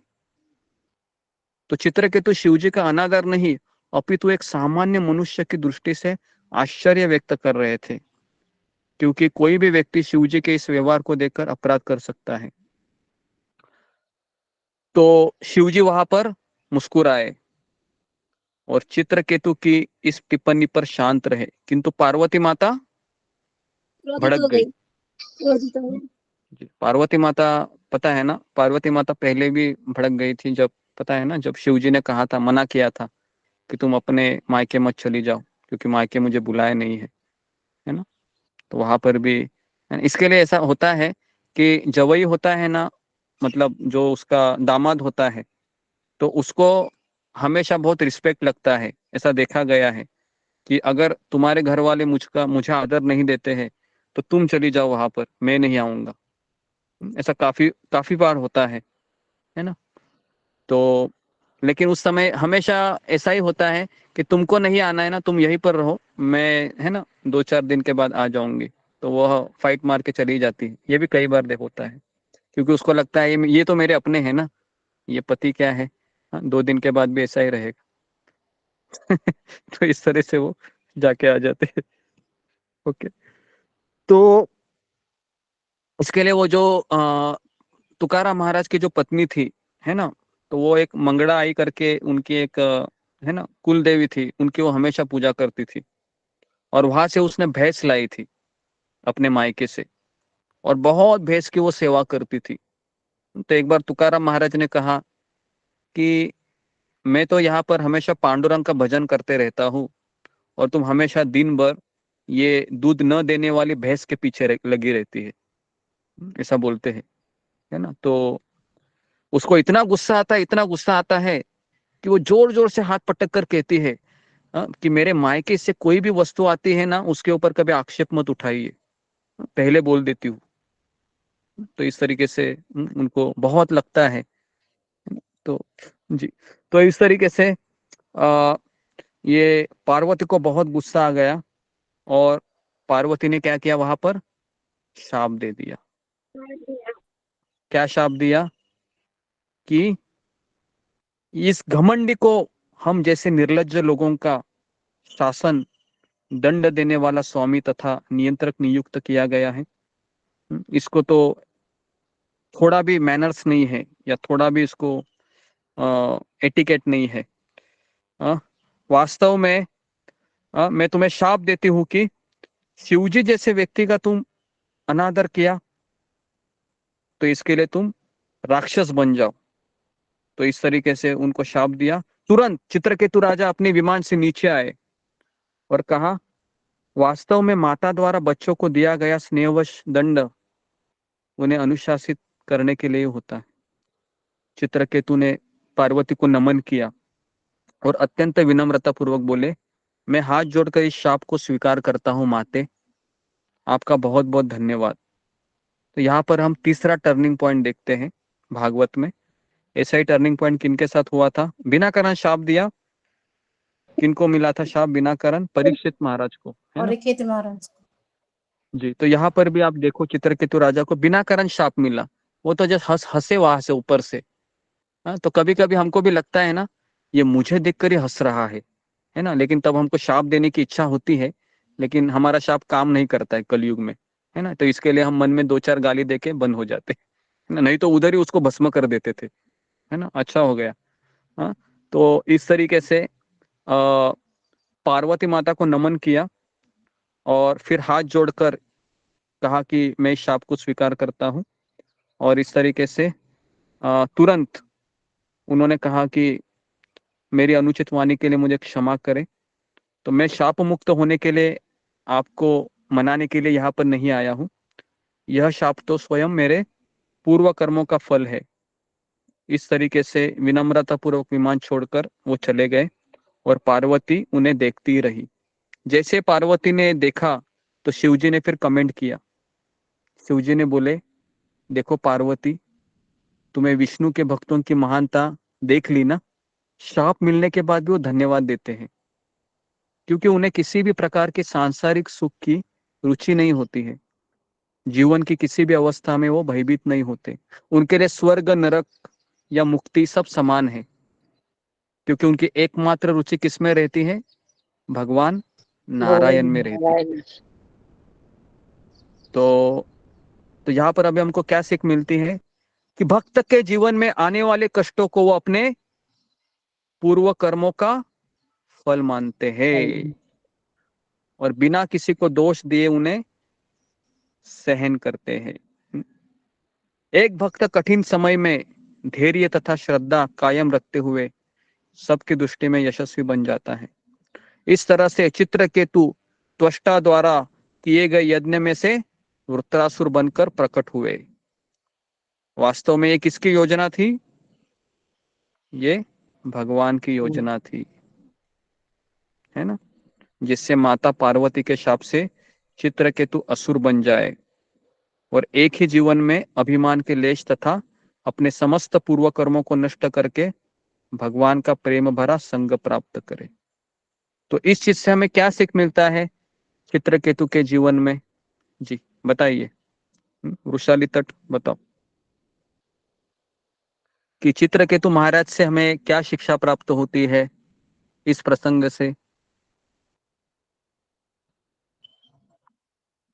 हाँ बताइए। दंडवत प्रणाम। किसी भी भक्त को चाहे उसके जीवन में सुख आए दुख आए, कैसी भी परिस्थिति हो, वो भगवान के इच्छा माननी चाहिए और कृपा के रूप में ही देखना चाहिए। गुरुजी क्षमा कीजिए। ओके, ध्यान दीजिए अच्छे से। उसके बाद अगला है कि भक्ति के द्वारा द्वेषी हृदय में परिवर्तन। ठीक है, तो ये लास्ट एपिसोड है, हमारे पास 15 मिनट है, तो हमारा छठा स्कंद कंप्लीट होगा फिर। तो ये चित्रकेतु राजा की स्टोरी है। अगर आप देखोगे तो चित्रकेतु राजा के बाद ये एक गंधर्व बनते हैं, है ना, और उसके बाद फिर इनको शाप मिल जाता है और ये वृत्रासुर बन जाते हैं, है ना। तो यहाँ पर हम दो चीजें देखते हैं कि चित्रकेतु राजा के जीवन में सबसे पहले अंगिरा मुनि आते हैं, फिर उनका वो पुत्र आता है, फिर तीसरा है पार्वती माता आती है। ऐसी पार्वती माता और एक बार परीक्षा लेने के लिए जाती है। रामायण में वो प्रसंग आता है कि जब प्रभु रामचंद्र, है ना, प्रभु रामचंद्र चिल्लाते हैं ना कि तुमने मेरी सीता को देखा क्या, तुमने मेरी सीता को देखा क्या, तुमने मेरी सीता को देखा क्या। तो पार्वती माता इतनी एक्साइट हो गई, उसको लगा कि हाँ मैंने देखा है ना सीता को, चलो मैं जाके बताती हूँ अभी। तो उसने क्या किया, उसने सीता का ही रूप लिया और तभी भी शिवजी ने उनको कहा कि देखो भगवान की परीक्षा नहीं लेते हैं। लेकिन पार्वती का रोल ऐसा ही रहा है कि वो हमेशा अपने पति की सुनती नहीं है। तो हुआ क्या, हुआ ऐसे ही कि वापस वही चीज हुई कि प्रभु रामचंद्र ने जब देखा, है ना, किसको, सीता माता को, जो पार्वती सीता माता के रूप में थी, तो क्या कहा कि मिसेस पार्वती जी, आपके मिस्टर शिव जी कहाँ है, दिख नहीं रहे हैं, है ना। तो आप पति के साथ ऐसे जंगल में अकेली औरत को घूमना नहीं चाहिए। उसको शॉक लग गया क्योंकि वो एक्सपेक्टेड ही नहीं थी, है ना। तो उसको इतनी लज्जा हुई कि उसने अपने पल्लू से अपना पूरा चेहरा ढक लिया और वो भाग गई। वो और भाग के किसके पास गई, शिवजी के पास गई। शिवजी ने बोला अभी मैं तुमको स्वीकार नहीं करूंगा, चले जाओ मेरी नजरों से सामने। तो इस तरीके से वो वापस उठे शिवजी ने उसको वापस स्वीकार नहीं किया और उस तरीके से वापस वो अपने शरीर का दूसरा शरीर प्रकट करके फिर वापस शिवजी उनका शादी करते हैं। आपको पता है कि शिवजी के गले में एक मुंड माला होती है, देखा है आपने? मुंड माला मतलब जो कसौटी होती है ना ऐसे। हाँ जी, जी। एक बार उनको पूछते हैं शिवजी को कि आपने ये गले में क्या पहनाया है। तो वो अपनी पत्नी को कहते हैं कि मैं तुमसे इतना प्रेम करता हूँ कि जब जब तुम शरीर छोड़ती है ना तो तुम्हारा वो मुंड है वो मैं गले में डाल देता हूँ। तो इस तरीके से इतनी बार तुमने शरीर को छोड़ दिया है ना जी। तो इस तरीके से शुकदेव गोस्वामी दक्ष की पुत्रियों के वंशजों का वर्णन करने लगे। तो दक्ष की एक पुत्री थी जिसका नाम था दीति। उसका शादी हुआ था कश्यप मुनि के साथ और उसे 2 पुत्र हुए थे। कौन से हुए थे? हिरण्यक्ष और हिरण्यकशिपु। और बाद में 49 मरुतों को जन्म दिया उसने। कितने? 49 मरुत उसके गर्भ में, जो इंद्र के साथ देवता बन गए, है ना। और इंद्र आदिति से उत्पन्न मरुतों के सौतेली भाई थे और आदिति दक्ष की पुत्री एवं कश्यप की एक पत्नी थी। तो सुखदेव गोस्वामी वर्णन करने लगे कि किस प्रकार असुर बनने वाले मरुदगण देवता बन गए। तो जब इंद्र की सहायता के लिए श्री विष्णु ने दीति के 2 पुत्रों को वध कर दिया, तब दीति शोक एवं क्रोध से बहुत क्रोधित हो गई, क्योंकि इसने मेरे 2 बच्चों को मार दिया। तब विचार करने लगी, इंद्र अत्यंत क्रूर है, वह अपने ही भाइयों का जो व्यक्ति अपने शरीर की रक्षा के लिए अन्यों की हत्या करता है वह नरक में जाता है। मैं ऐसा पुत्र चाहती हूँ जो इंद्र का गर्व चूर कर सके। अतः दीति ने अत्यंत विनम्रता पूर्वक अपने पति के पास गई और अपने पति कश्यप मुनि को कहा कि मुझे आप ऐसा व्रत बताइए जिससे मेरे 2 पुत्रों के हत्यारे इंद्र का मैं वध कर सकूं। तो दीति की याचना सुनकर कश्यप मुनि ने कहा कि अगर मैं इसकी मदद करूंगा तो मैं निश्चित ही नरकगामी होऊंगा। इसे दिया गया मेरा वचन भी झूठा न हो और इंद्र का वध भी ना हो। तो उन्होंने एक तरकीब निकाली। कश्यप ने इन 2 बातों को पूरा करने के लिए एक युक्ति सोची। उन्होंने दीति को पुंसवन व्रत के नियम बताते हुए कहा।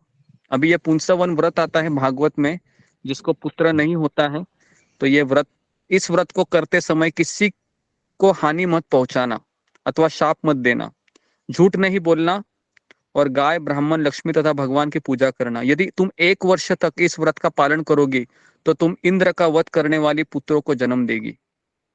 तो इस तरीके से कश्यप ने कूट शब्दों द्वारा यह कहा कि दीति ऐसे पुत्रों को जन्म देगी जो इंद्र के ही भाई हो। तो इस तरीके से दीति श्रद्धा पूर्वक उस व्रत का पालन करने लगी।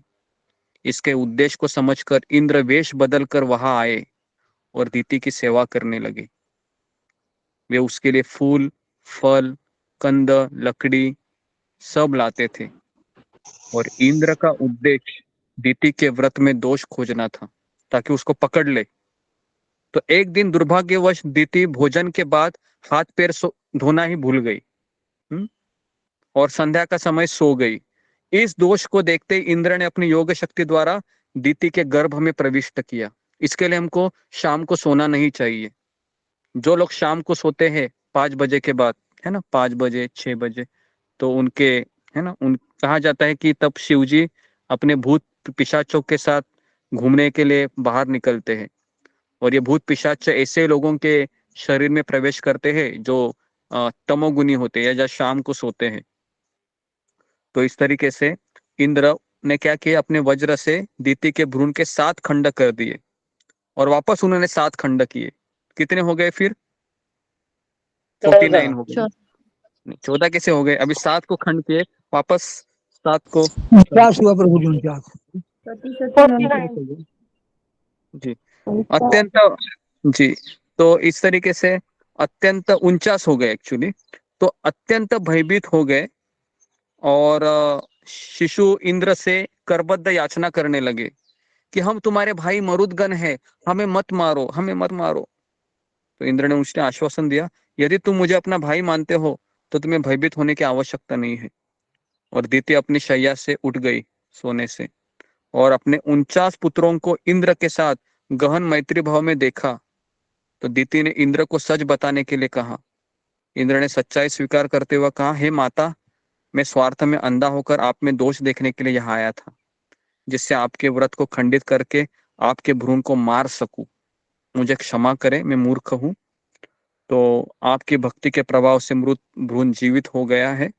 इंद्र द्वारा हृदय से अपना अपराध स्वीकार किए जाने पर दीति शांत हो गई।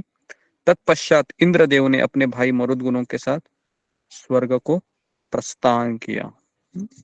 तो इस तरीके से भक्ति में इतना पावर है कि कोई द्वेषी या कोई बदला लेने वाला भी व्यक्ति है तो भी उसके जीवन में परिवर्तन आता है ना।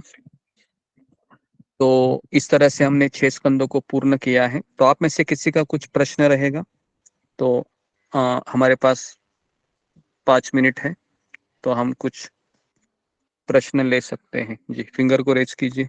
भागवतम के ऊपर ही पूछिए। जी बताइए सुजाता माता जी। हरे कृष्ण गुरुजी, जो ये वैकुंठ में आपने बोले कि वो वहाँ भगवान की सेवा नहीं है, तो दास्य ग्रस कैसे है? नहीं, भगवान की सेवा वहां पर भी होती है वैकुंठ लोक में, लेकिन मैंने कहा कि वहां पर 2.5 रस होते हैं।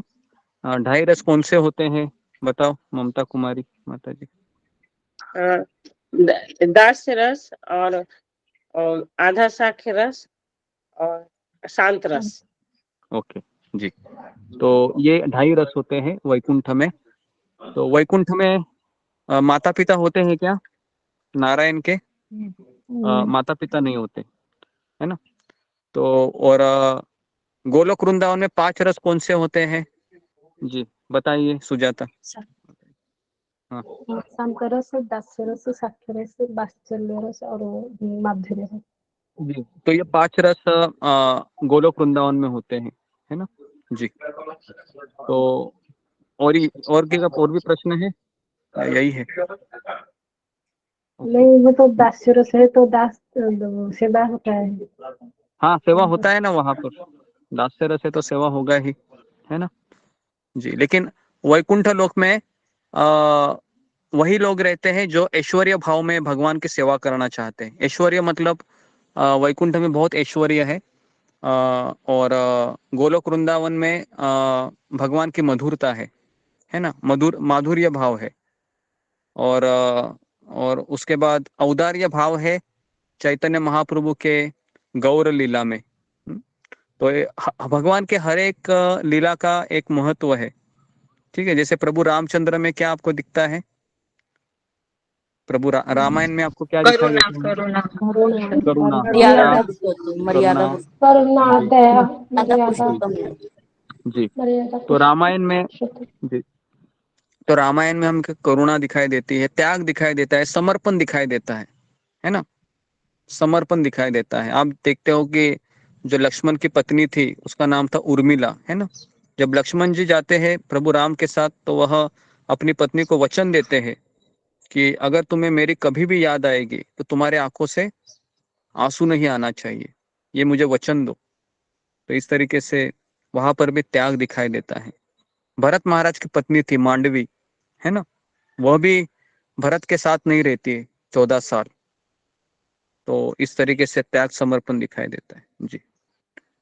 नेक्स्ट अगला सवाल रीति दबास। हरे कृष्ण गुरुजी, दंडवत प्रणाम। गुरुजी, आप बोल रहे थे कि भक्ति में बहुत शक्ति होती है। गुरुजी, हमारी भक्ति में शक्ति नहीं है, जो हमारे परिवार वाले थोड़ा भी नहीं बदल रहे।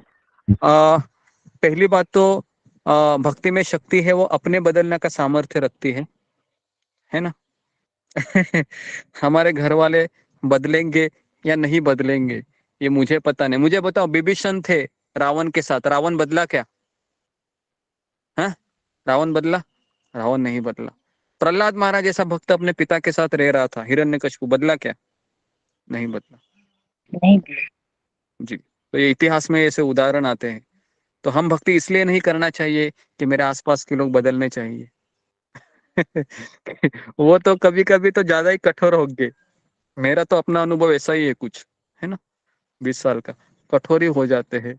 वो लगता है, उनको ऐसा लगता है कि इनको अपने कृष्ण से ही ज्यादा लगाव है, मेरे से कोई लगाव है नहीं। तो उनको ऐसा लगता है। तो काफी बार कॉन्फ्लिक्ट हो जाता है घर में। लेकिन मैं वापस बता रहा हूँ कि जो मीराबाई थी, है ना, संत मीराबाई के जीवन में दुख नहीं दिए क्या? वो भी एक लेडीज ही थी, पता है ना। उनको जहर दिया गया था, दूध में जहर डाल के दिया, तो उसने क्या किया, उस दूध को पी गई। तो आपको पीना है क्या वो? हाँ, आपको नहीं पीना है, आपको फेंक देना है, ठीक है। हाँ, नहीं तो आप बोलोगे मैं भी मीराबाई बन जाती हूँ कलयुग की। तो ऐसा नहीं है, ठीक है। आपको उसको फेंक देना है, क्योंकि आप मीराबाई को इमिटेट नहीं कर सकती हो। तो मैं ये केवल उदाहरण दिया आपको, ओके। क्योंकि उनका भगवान पे जितना विश्वास है उतना हमारा है क्या? हमें कोई रस्सी से बांध के एक छड़ी लगाएगा और बोलेगा नाम मत लो, हाँ हाँ हाँ, आज से पक्का बंद करूंगा मैं नाम लेना, आज से पक्का करूंगी, है ना। तो ये हमारा रहेगा। तो इसके लिए हमारी श्रद्धा बहुत कमजोर है, ओके जी। नेक्स्ट।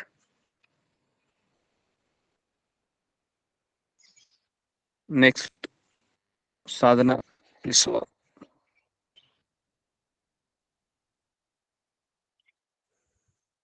हरे कृष्णा गुरुजी, धन्यवाद प्रणाम। गुरुजी, मेरा प्रश्न कल के सत्र से है। आपने बताया था कि इन की पाप के वजह से जो महिलाओं को जो मासिक धर्म दिया जाता है, क्या गुरुजी उसके पहले ये सब नहीं था? ये सब पहले नहीं था, हो सकता है नहीं था, क्योंकि शाप देने के बाद ही ये हुआ है ना।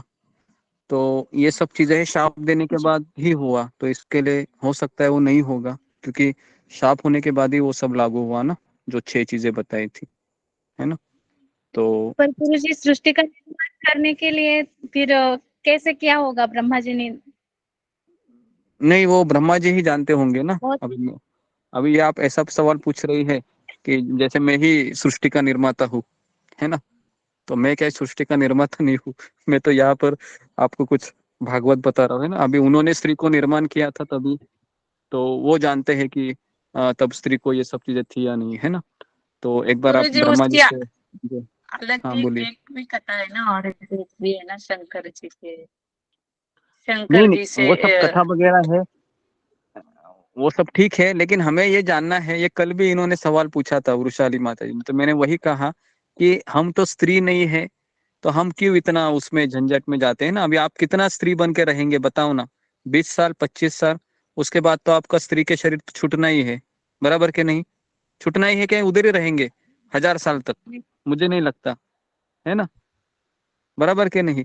हाँ, नहीं तो फिर और भी भारी हो जाएगा फिर वो शरीर 1000 साल तक, है ना। तो इसके लिए इतना चिंता मत कीजिए, है ना। तो आप भगवान का नाम उस समय भी लेते रहिए, और भगवान को कहिए कि ऐसा शरीर मुझे नहीं चाहिए अभी, जिसमें इतना सब मुझे सहन करना पड़ता है। तो आप मुझे ऐसा शरीर दीजिए ताकि उससे, है ना, हमेशा सुगंध आती रहे। जैसे वो गोलोक वृंदावन में शरीर रहता है ना, उसमें हमेशा पसीना भी नहीं आता है ना, हमेशा सुगंध रहती है। ओके, तो इसलिए हमें भक्ति करनी चाहिए। हाँ, okay, next. Okay, Mamta Kumari. हरे कृष्णा गुरुजी, दंडवत प्रणाम। गुरुजी, मैं तो मेरा प्रश्न है, मैं पहले सब भक्तों से क्षमा चाहती हूँ कि अगर कुछ मैंने गलत बोला। गुरुजी, आपने एक बार बताया था कि जहाँ तर्क होता है वहाँ भक्ति नहीं होती है। जैसे हम हमारे 250 भेजे ग्राम से भेजे से हम भगवान को नहीं समझ सकते, तो आपने स्त्री पुरुष का जो वर्णन किया है, तो आपने बताया भी था कि जहाँ पर मंदिरों में सत्संग होता है, कहीं भी होता है, तो वहाँ पर स्त्रियां ही ज्यादा होती हैं और पुरुष कम होते हैं। तो ज्ञान से भक्ति करना ज्यादा मतलब अच्छा होता है, या सरल हृदय से भावुकता से ज्यादा आसान होता है? गुरुजी, ये मैं वापस बता रहा हूँ कि स्त्रियां है, कोई भी भागवत सप्ताह लीजिए, कोई भी सत्संग कार्यक्रम लीजिए, स्त्रियां उसलिए ज्यादा रहती है क्योंकि वो जल्दी भरोसा कर देती है भगवान की भक्ति के ऊपर, ये उनका सबसे अच्छा एडवांटेज होता है। लेकिन अगर उसी स्त्री को कोई गलत आदमी भी मिल गया मान लो, तो उसके ऊपर भी वो सहजता से भरोसा कर लेती है। समझ में आ रहा है क्या? तो इसके लिए, और वो तर्क नहीं करती है। तो अभी मैं यहाँ पर आपको देखो क्वेश्चन आंसर सब करवाता हूँ, तो इसके लिए हमारे ग्रुप में जो स्त्रियां है ना, वो थोड़ा सा मुझे बुद्धिमान लग रही है अभी 1 साल के बाद, कि एटलीस्ट कोई सवाल का जवाब दे सकते हैं, और एटलीस्ट कुछ क्वेश्चन बताए तो उसका आंसर लिखने के लिए भी आते हैं, मेहनत करते हैं, सुबह 4 बजे भी उठकर आते हैं, शास्त्र का पढ़ाई करने में रुचि रखते हैं, है ना। तो आप इसके लिए आप अपने आप को साधारण स्त्रियां मत समझिए, है ना। आप स्पेशल स्त्रियां हैं, लेकिन साथ में आपको पतित भी समझना है। मैं भले ही स्पेशल स्त्री हूँ, लेकिन मैं पतित भी हूँ, है ना। तो दोनों चीजों से बैलेंस होना चाहिए हमें, है ना। तो नहीं तो आमतौर पर स्त्रियां, पता है कि अगर कोई 2-3 स्त्रियां एक साथ मिल गई, तो पता है ना आपको क्या होता है, पूरे संसार का हिस्ट्री, है ना, तीनों अपने अपने फैमिली को है एकदम ऐसी चर्चा रंग लाती है, पूछो मत, है ना। तो इसके लिए स्त्री को एक विवेकी पुरुष का संग होना बहुत जरूरी है, जो उसके अंदर का जो सद्गुण है उसको बाहर निकाले, है ना। क्योंकि इतिहास में कई स्त्रियां हैं, जैसे अगर मैं आपको भक्ति के अलावा भी कोई स्त्री बोलूं, तो झांसी की रानी का नाम दिया जाता है, जो वो भी एक स्त्री थी। उसके बाद एक और एक स्त्री मुझे याद है, जिन्होंने अंग्रेजों के खिलाफ ये किया था। अहिल्याबाई होलकर करके एक है जो हमने पढ़ा था ना, जी है ना। तो ऐसे है स्त्रियां, ऐसे नहीं है, स्त्रियों में भी डिटर्मिनेशन होता है, लेकिन उसको उचित मार्गदर्शन मिलेगा तो फिर वो फलित हो जाती है समाज में इस तरीके से। ओके, नेक्स्ट धन्यवाद। रेखा बंडाले। हरे कृष्णा गुरु जी, दंडवत प्रणाम। गुरु जी, वो आपने बताया था कि अंगिरा ऋषि वो महाराज चित्रकेतु को सातवें रात्र में भगवान संकर्षण का दर्शन करने के लिए बोलते हैं। तो संकर्षण तो बलदेव जी का दूसरा नाम है और कृष्ण का पहला, ये नाम पहली बार सुना इस प्रसंग में, तो ऐसा क्यों? जैसे प्रभु कृष्ण से बलराम जी आते हैं और बलराम जी से 4 भगवान के अवतार आते हैं, उनको कहते हैं अनिरुद्धो, संकर्षण और प्रद्युम्न और बलराम, बलदेव, ऐसा चतुर्भुज उसको एक्सपांशन कहते हैं। उनमें से एक संकर्षण, ये भगवान के ही विष्णु तत्व के अवतार है। तो संकर्षण मतलब बलराम भी हो सकता है और संकर्षण मतलब अनंत शेष। तो इस तरीके से उनकी भक्ति उन्होंने की तो उनको वो प्राप्त हो गए। ठीक है, उस तरीके से। तो आप भी किसी के भी भक्ति कर सकते हैं। राम है, उसके बाद फिर विठल है, बालाजी है, जो भी विष्णु के तत्व है। लेकिन हर एक अवतार का एक प्रयोजन होता है, एक उद्देश्य होता है। अगर आपने मान लो राम की भक्ति की तो आप गोलोक वृंदावन जाएगी क्या? तो फिर आप कहाँ जाओगी? आप अयोध्या जाओगी। अगर आप है ना, साकेत धाम। अगर आप पांडुरंग की भक्ति किया तो आप वैकुंठ जाओगे, है ना। अगर आप द्वारकाधीश कृष्ण की पूजा की तो आप द्वारका में जाओगे, है ना। तो इस तरीके से अलग अलग, वो भी आध्यात्मिक जगत ही है, लेकिन आध्यात्मिक जगत में भी कई जगह है जहाँ पर आपको जा सकते हो। ओके, नेक्स्ट देवी मंडल, आखिरी क्वेश्चन। धन्यवाद गुरु जी। हरे कृष्ण। हरे कृष्णा गुरु जी, दंडवत प्रणाम। सभी भक्तों को दंडवत प्रणाम। गुरु जी, इसमें जो एक बताया कि पार्वती माता जी ने वृत्तासुर जो चित्रकेतु जो थे आचार्य घोषित थे, तो उनको उन्होंने स्वप्न में देखे थे। उनने, आपने बताया कि स्वप्न में देखा था कि वो शिव जी के गोद में आसीन थी। तो नहीं, स्वप्न में स्वप्न में नहीं, हकीकत में थी वो। स्वप्न का मैंने एक दृष्टांत दिया था, उदाहरण दिया था मैंने कि किस तरह से स्वप्न एक भ्रमित अवस्था होती है। वास्तविक रूप से वो हंसे थे भगवान शिव जी के ऊपर, और पार्वती माता को गुस्सा आया था, इस तरीके से हुआ था। जी गुरु जी, तो मतलब कहीं ना कहीं जो देवी पार्वती देवी ने थोड़ा कुछ गलत किया था, इसीलिए उनको असुर योनि में भी उनको मतलब भक्ति की मनोभावना बनी रही, इसीलिए ऐसा हुआ। नहीं, ऐसा नहीं हुआ। जैसे अभी परीक्षित महाराज को शाप दिया गया है ना, तो इसको हम किस तरह से प्रस्तुत करते हैं, ये भगवान की इच्छा थी, है ना, ताकि परीक्षित महाराज इसी जन्म में भगवत धाम चले जाए।